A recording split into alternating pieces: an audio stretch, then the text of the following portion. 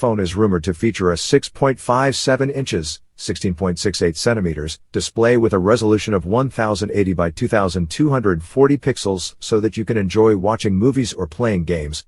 Google Pixel 7 Pro is said to run the Android V11 operating system and might be packed with 4,500 mAh battery that will let you enjoy playing games, listening to songs, watching movies, and more for a longer duration without worrying about battery drainage. Google will come with 8 GB of RAM plus 128 GB of internal storage.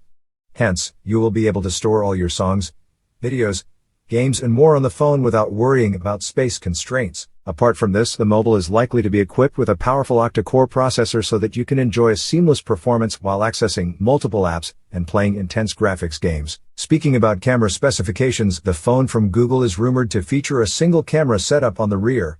There might be a 16MP plus 16MP plus 12MP so that you can click some lifelike pictures. Features on the rear camera setup might include digital zoom, auto flash, face detection, touch to focus. On the front, the Google Pixel 7 Pro is expected to come with a 16MP camera for selfies and video chats. Thanks for watching guys, do like, share and subscribe.